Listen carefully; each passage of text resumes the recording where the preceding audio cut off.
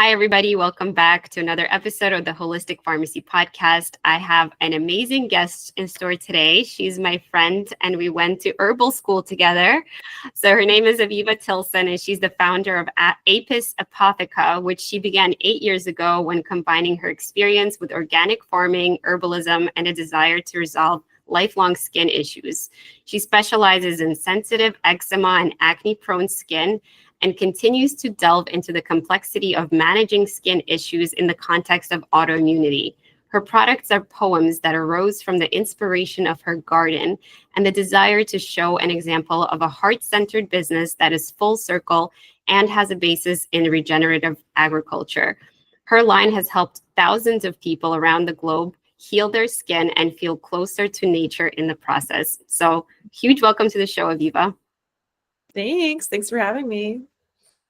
Yeah, so what an amazing bio and everything that you've achieved over the last 8 years. And I think it's such an important topic, every area that I just touched on in your bio. So let's start at the beginning about how this idea was all born. What in your childhood or in your schooling has inspired you to even get on this herbal journey? Sure. So mainly, I think a lot of healers kind of end up where they are because they're not well, growing up. So I was no exception. I had a lot of health problems as a child that were not diagnosed, and the main one being celiac. So it wasn't until I was 19 when I broke my foot just by tripping, and my doctor at the time, her husband happened to be a leading celiac gastroenterologist. And she was like, I'm just going to send you over to my husband because this seems a little weird for a 19-year-old to have broken her foot just from tripping. And so thank God I broke my foot, because I would have probably waited so much longer to be diagnosed. But I, had no vitamin D in my body, no nutrients, one of the most crazy cases of celiac he'd ever seen. So, I mean, of course, since I grew up with serious gut problems, skin is so directly connected to that. So I was always trying to figure out what was going on, because I would break out a lot, and it really takes its toll, especially in a teenager, a young adult. It really takes a mental toll on your self-confidence. So that's kind of how it all came about. And then I also just have a kind of natural proclivity for growing things, for being outside, for farming. So it kind of all rolled into itself into one big snowball over the years. Yeah, that's a crazy journey. I think most of us can relate about having somebody in our family or ourselves, or some kind of journey where it triggers us, and it probably is not pleasant in the moment, but it's probably also a teaching opportunity, and it allows you to avoid bigger mistakes or even worse prognoses and diagnoses down the line. So I love that you're kind of seeing this as a blessing in disguise and setting you to where you need to be.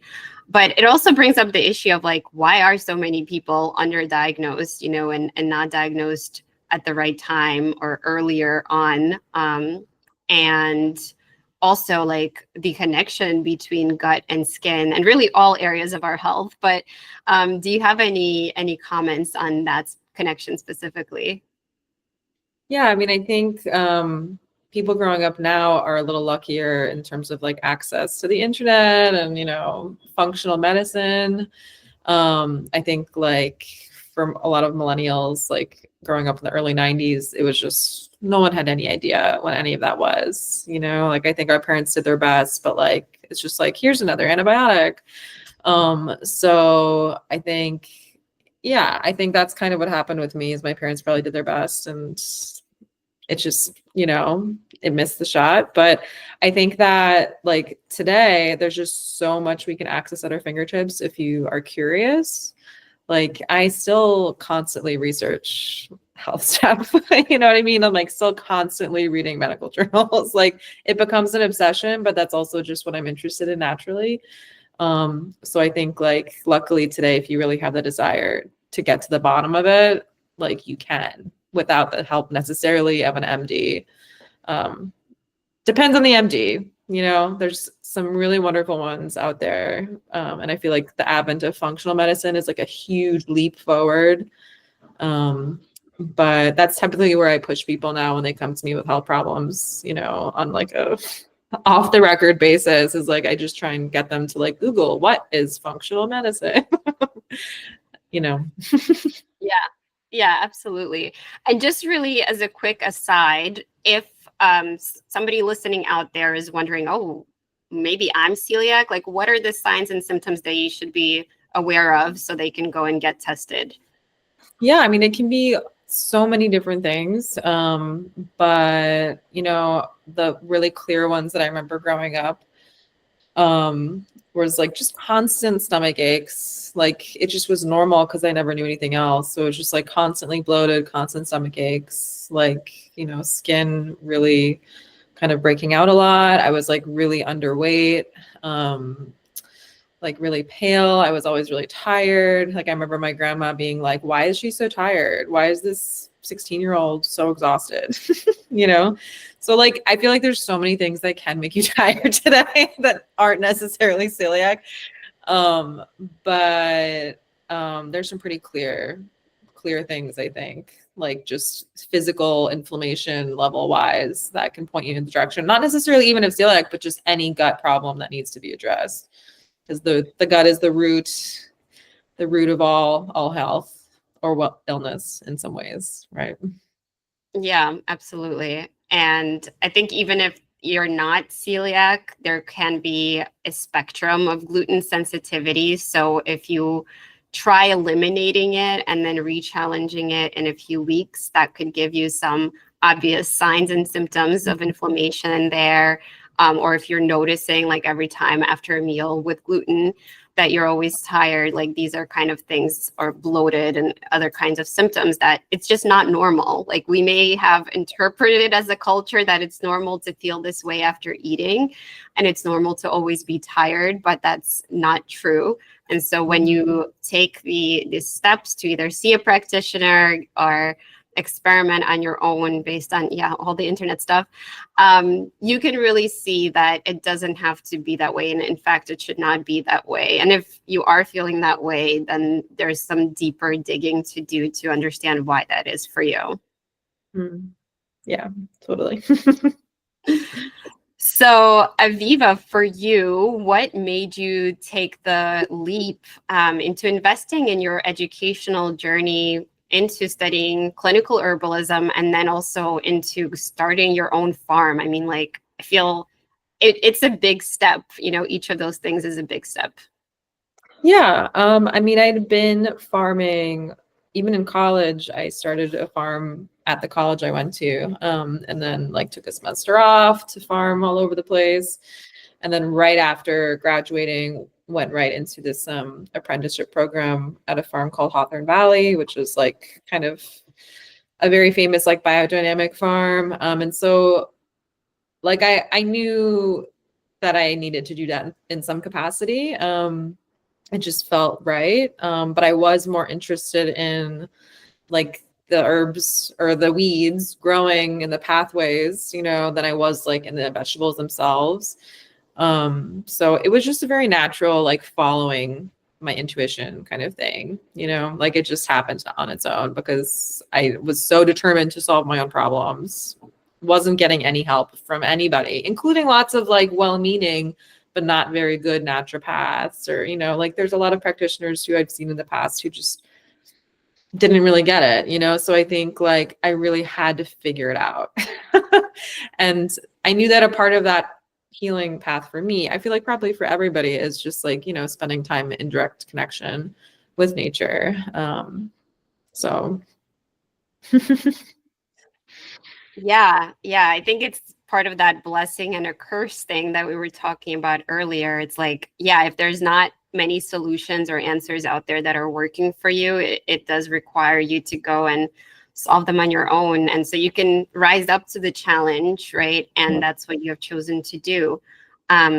But still, I feel like it's not very intuitive in today's day and age with all the technology and us being on screens all the time to talk about things like, okay, I'm following my calling or my intuition, or like I can go and start my own farm. So like, what gave you that motivation and that confidence to do that? I don't know. I think this was like my dharma. This is, I think, kind of just what I'm meant to do. That's just how my brain is wired. I just didn't see any other alternative. So what were like some examples of how you came to find out that, you know what, being closer to nature is helping me, and you know, there's something to these weeds and I want to keep digging and exploring further. Can you give us some insight to like what was going on for you and what you were thinking? Yeah, I mean, I think like being raised in like a city with like, you know, kind of a more like unstable family life, like I think my nervous system really needed something super stable and calming. So I think like getting out into the garden or whatever farm I was working on was the first thing I'd ever found that like really deeply nourished my nervous system. And I think it's something that I still work on to this day when I am like on the computer too much, or if I'm like running around doing other things too much. It's like, just go weed the garden for like an hour. And like, no matter what, I'll feel so much better afterwards. I think it's just like giving yourself like time to like unplug in today's world and just focus on like one thing, like with your hands. Like I feel like potters talk about that a lot. Like anybody who kind of works with like a physical medium. I mean, it's meditation. It's a meditation. That's really what it is. Like I'm not good at like sitting and like meditating, but like garden meditating is really what like nourishes me. And so I think I also just naturally came into the world wanting to like help other people. Like, I don't know if you like, I'm sure you're also an astrology girl. I have a lot in the 6th house, like tons and tons of 6th house in my chart. So I think like service is like a big thing. And so anytime I'm like, you know, weeding the garden and I'm like, oh, I'm going to get this dandelion or I'm going to get this or that. Like I'm still thinking in the back of my head, like, oh, like this would really help my friend who has this problem. You know what I mean? It's like, there's a constant like stream of consciousness diagnose like train going in my head. And I don't know, I just maybe like really love solving problems. So I don't know if that was a long-winded answer, but Yeah, I love that. I think it's something you alluded to earlier too. So this could be like a form of a healthy obsession, right? When you're obsessed with solving problems or having a service and it's not detrimental to you, you know, then it's all good. And this brings up I think a question that maybe a lot of people may have out there. I know I do, where you know, starting something new, especially when it hasn't been passed down in your lineage or your family, like, you know, if you didn't grow up on a farm or didn't have people in your life that did this that you can learn from, it can seem like a huge risk to go and start something where, you know, it depends on the weather and the season. And it I don't know, like in terms of like stability and predictability, what your thoughts are on this. And, you know, there's a lot of different perspectives on nothing is really stable, right? But, you know, like for people out there that may yearn for some kind of homesteading, right, that has also become more popular nowadays, but are really afraid to like go take those steps, what would you say to them based on your experience? yeah, I would say go work on someone else's farm for a season. If you're serious about it, there's all of these websites out there that there's woofing, you can like travel around the world on different farms for free, basically. There's this website called Atra, ATTRA, that has apprenticeships at farms all over the world, or maybe it's just the US. But anyway, there's so many databases that connect you with farmers who need help. And the only way to really learn it is to learn from someone who knows what they're doing, you know, and then keep making your own mistakes year after year until you figure it out. Like, I think that's how I've done it. It's like farming and growing anything is like a lifelong art that you have to learn. And it's like, you're never done. It's like, that's partly what's like exciting about it, because every year I'm like, oh, like that really worked and like that really didn't. Like, oh, look at these beds. They're so much better than they were 5 years ago. And so that's really satisfying, but it's like, it is like just kind of an esoteric art that you have to like gradually figure out. So I think fast tracking it, if you're really serious about homesteading, is like go work on someone else's farm for a little while.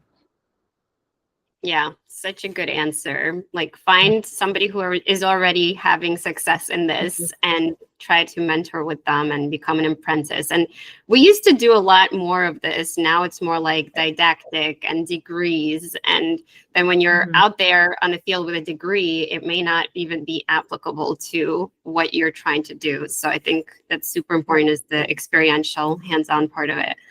And then that's what makes your body feel confident, right? Once you realize, again, with the nervous system, that, okay, this is safe and I can do this and I can figure it out, rather than even like affirmations or mental, like you said, meditation. I think like just doing it somatically with your body and having like a moving meditation, like your body naturally then will regulate itself and tell your nervous system that, okay, I can do this, right? Cool. So let's go back to the skin and gut connection. You know, you kind of said, oh, this is so obvious, but can you tell us a little bit more about how they're connected and then how your company is addressing this connection? Yes. So, I mean, your gut is like really the conductor for your whole body in many ways. And so skin is kind of like a canary in the coal mine in my experience. With gut issues. So if there's gut permeability, if there's allergies, if there's celiac, if there's just any type of kind of like inflammation or imbalance or overgrowth of anything, that's really where you look. You know, if you have clients coming to you with acne, with psoriasis, with eczema, like the very, very first thing I think, in my opinion, you would look at is your gut. So I don't sell internal products. So I can't, you know, I'm not directly obviously affecting the gut in that way, but I do kind of try to educate people as much as I can through Instagram and my website about what I think is the best way to keep your gut healthy. And the products are really geared towards reducing inflammation and balancing the microbiome. Like there's things we can do on the surface of the skin that kind of mitigate some of the inflammatory cascades that happen if there are imbalances in the rest of the body. And so, I mean, I have like hundreds of reviews at this point of like people who like, maybe we all do have kind of a little bit of a gut problem, but if you are buffering that, you know, at skin level with kind of clamping down on the stress response in the skin, like you can do a lot to mitigate other issues.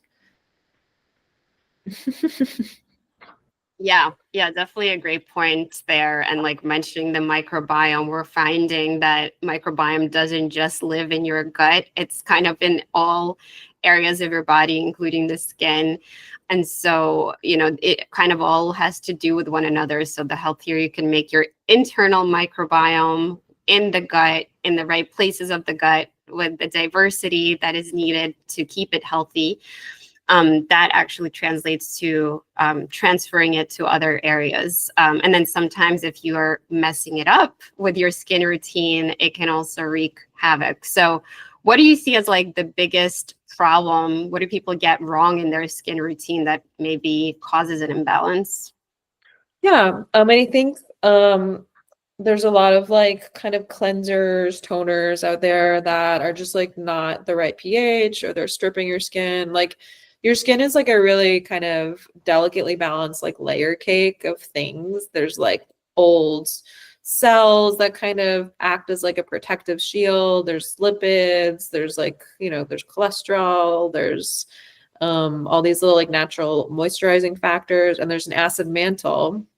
And so our products, I think, are really successful at maintaining the skin's natural barrier function. And I think that like more and more people know that term recently, like barrier function. And I think what we want to do is make sure that like the balance is just maintained. So I think there's a lot of products out there, especially kind of like old school products that are like acids, like exfoliants, like anything that you're like stripping a layer off or like scrubbing a layer off, like your skin's going to pay for it. And it's going to make inflammation much, much worse. So our focus is really on just like keeping the pH of the skin balanced, making sure that you're lifting away the kind of used up, like kind of stickier sebum that your skin is done with and removing it, but not stripping the skin. And then giving it back the fats with herbs infused into them, that will really feed it and keep it healthy. Yeah, amazing. And of course, there's also antibiotics and very harsh chemicals that are also prescribed, like benzoyl peroxide and salicylic acid. Yeah. That Old school acne treatments are like, yes, of course. Yes, you're totally right. Old school acne treatments are like so crazy for your skin's barrier. Like, and I've been there. It's like all of us, for the most part, you know, have gone through that dark night. But yes, the more you can avoid those, the better. And yeah. So let's say somebody, you know, was not educated and they just follow their doctor's advice. The doctors prescribe them these things. How do we start to rebalance the skin if they've been on antibiotics? Maybe they've been on vitamin A analogs like retinoids. And what is your opinion and stance on retinoids too? Because I feel like this is very controversial as well. I think like topical, you mean, right? I feel like no for oral, like do not do oral. Right. Right.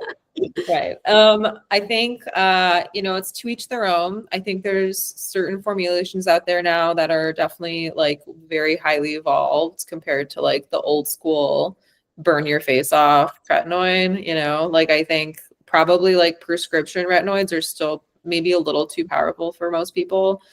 But then again, I work with a lot of holistic estheticians. They're super divided on this. Like, I don't even feel comfortable like saying yes or no to them anymore. I think like if you have certain skin goals that you're trying to reach and you're making sure that you're protecting your skin, if you are using them, like go for it, you know, and like pick one that is like much gentler. I personally don't like use them very much at all, almost ever. I think I tried one like recently. I was like, meh. You know, I think there's other ways you can encourage skin turnover. And I also prefer to get my vitamin A like in the form of like concentrated like animal internal things. Cause I think like if you have like a good serum level of vitamin A in your body, like it's gonna reflect in your skin. So I really like this fish egg supplement, which I can plug. It's the fish eggs from Ancestral Supplements, which I really love. But apart from that, where were we? What else did you ask? Well, let's stick to the internal for a quick second. So what are your top tips for keeping your gut healthy and keeping your skin healthy internally? What could you do or take? Great. Okay. So I feel like there's no one size fits all, but I think general rules, you know, I think are the basics, like sugar, you know, quickly, you know, sugar spiking, white flour, starch products. I mean, I think like basic stuff is totally fine to start with. I think like keeping an eye on blood sugar regulation is pretty huge. Anytime you spike your blood sugar, that's going to spike your hormones, your stress hormones, which increases testosterone, which then spikes DHT, and then DHT is what converts the testosterone into the more powerful form that starts the whole process of acne forming. So I think like, you know, making sure your blood sugar is under control. There's like a million resources out there now to do that. I really like having like a little apple cider vinegar before I eat personally. So that's a good start. I think incorporating fermented foods, as long as you don't have SIBO, is a great thing to do. I personally really love, you know, like kimchi, sauerkraut, and then also in my own healing journey, kefir, homemade kefir was very important. I go on and off of that though, because it's like very labor intensive sometimes to make. I mean, it's not, but it's just, it becomes a lot. So I think fermented foods are a huge thing. If you don't like vegan fermented foods, there are better and better probiotics out there, but I just haven't like really been doing the capsule thing for a long time, but I know they're there. Even those two things alone, and then the fish eggs, I feel like it's a great start. It's a really great start. And increasingly, like fiber is something that not that many people talk about yet, but fiber is so important, especially for hormonal acne. Just because it like soaks up all of the xenoestrogens and all the estrogens you don't need like a sponge and like fully excretes them. So soluble fiber is like really almost every single woman's best friend, I think, in the modern world. And I notice personally, you know, if I'm like not eating my beans, it starts to show. So beans, probiotics, balancing your blood sugar, even those three things alone is like, you'll see so much of a difference. Yeah, I think that it really is a great starting point. Keeping your gut lining healthy, anti-inflammatory diet, maybe some bone broth is another one of my favorites. Yeah. Having those fat soluble vitamins, like you mentioned, A, D, E, and K, which have some common sources that have all of them, like cod liver, which again, many people may not find palatable. I actually like eating it. And I actually like eating fish roe if you can get some healthy fish nowadays. That's an option. Yeah. I think one other thing that I've thought about a lot recently is your nervous system. I think like it's so easy to be dysregulated and to discount how severe an effect that can have on your skin. Because like our skin is like a sensory, it's like a stress sensitive organ. Like it is so intimately connected to your stress levels. So I think like for many years I was like, I'm fine. And like I would do all the health stuff. Like I would be so good. And then I would still break out because I was just so tense, you know, and like so hard on myself and like just overworking. And I think like it's only kind of pretty recent that it's like, oh, like nothing will work. Nothing will work if you're stressed out all the time. So I think everybody does have to find the thing that works for them because your body cannot heal in sympathetic state in the flight, you know, you have to be parasympathetic. Yeah, absolutely. And I think it's an impossible goal to say, like, I'm going to reduce my stress, to a minuscule level. Like, stress is going to be a part of your life no matter what, but we can regulate our responses to it. So I think that's the important thing, and to have tools for that. And then the other thing you mentioned is like the hormonal aspect, which I think many people do know about. And that's why people are put on birth control to try to control their acne. But then some birth controls are going to be like androgenic, or they're going to just stimulate even more skin issues.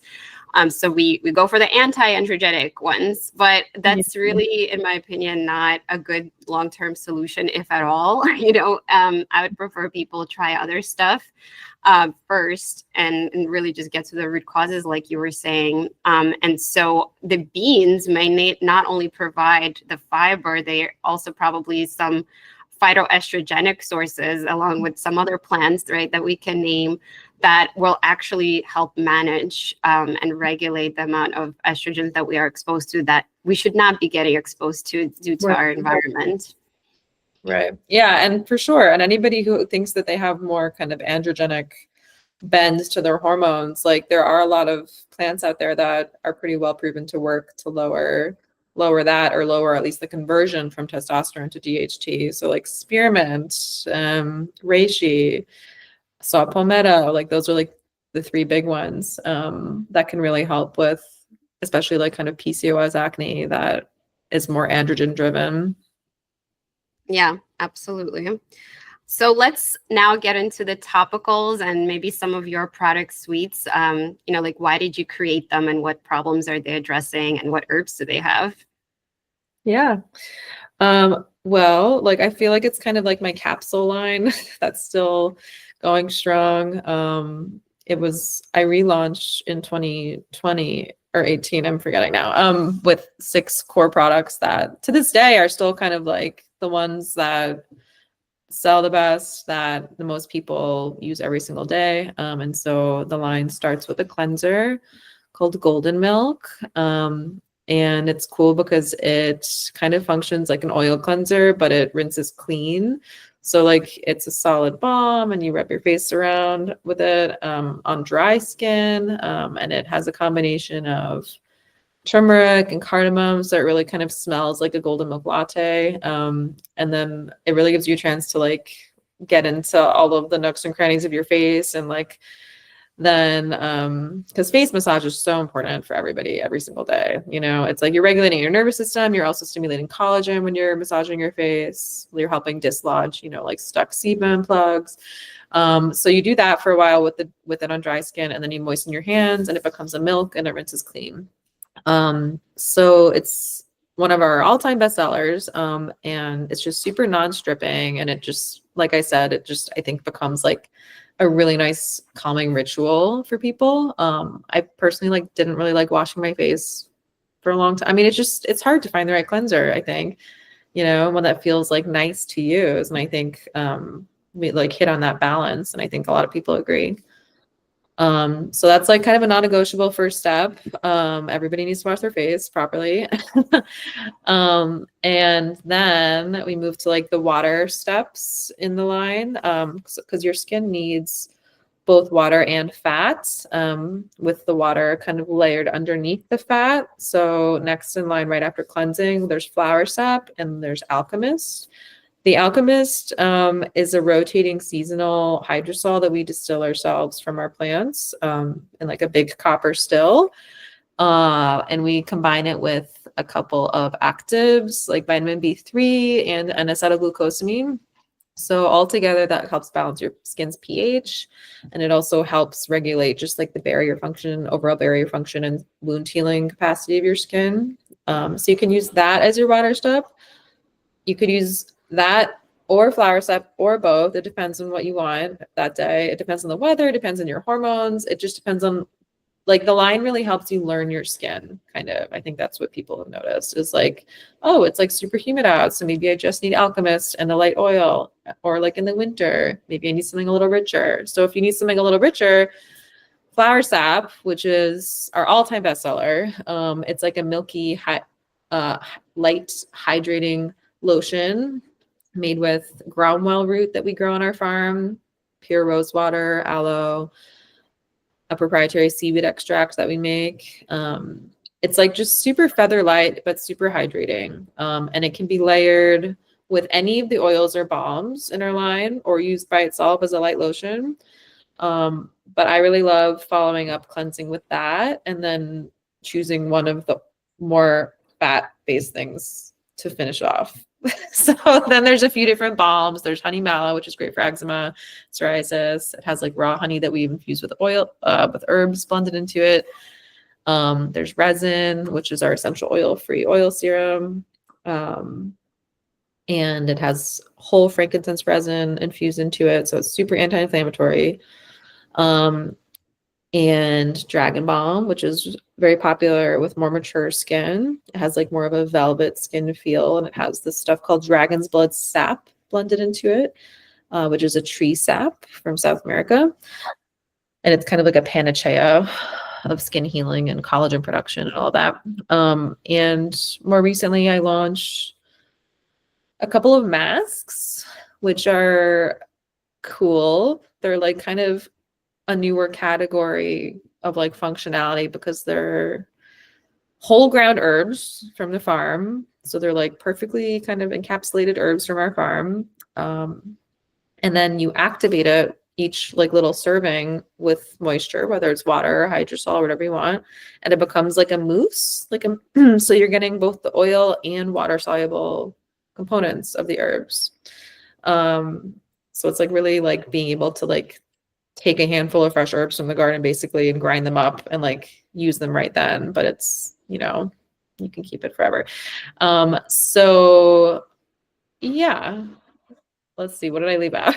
Do you have any questions before I ramble on? Yeah, let's say like somebody wants to try out a product and they have like specific issues. Like, how do they know which product they should start off with?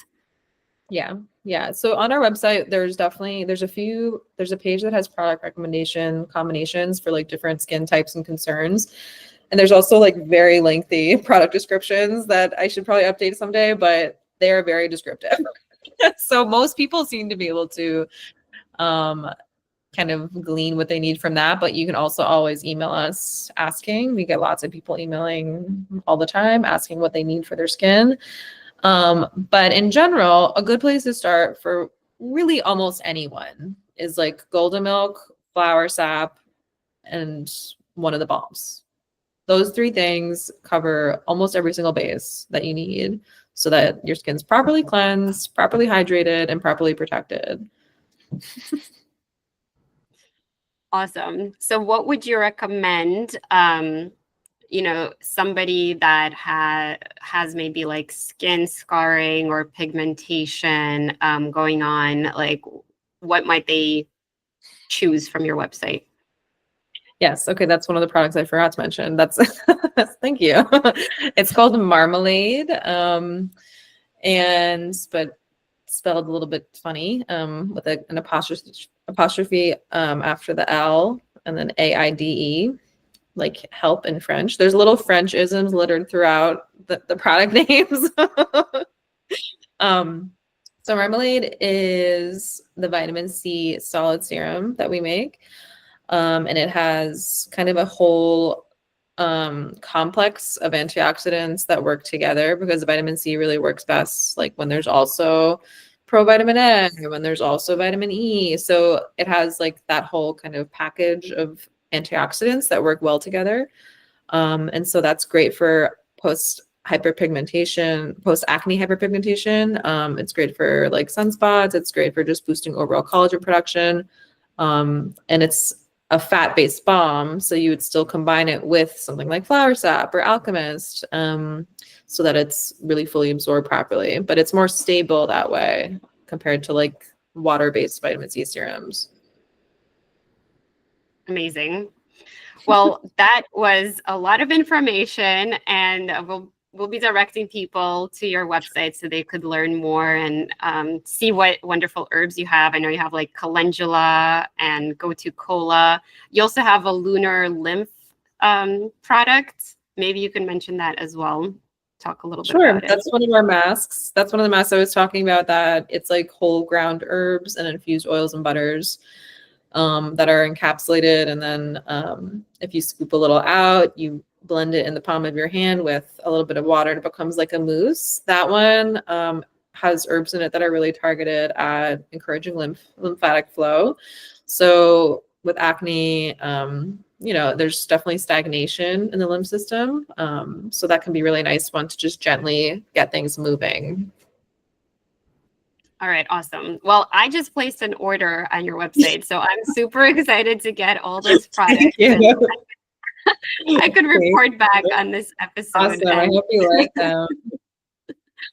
Yeah. And my last question for you is going to move towards how you've been navigating the challenges that sometimes come from having a small business. And you mentioned like you're passionate about the regenerative aspect of agriculture and keeping good quality products. So what is maybe like your top challenge that you've had to overcome and still like hold on to that vision?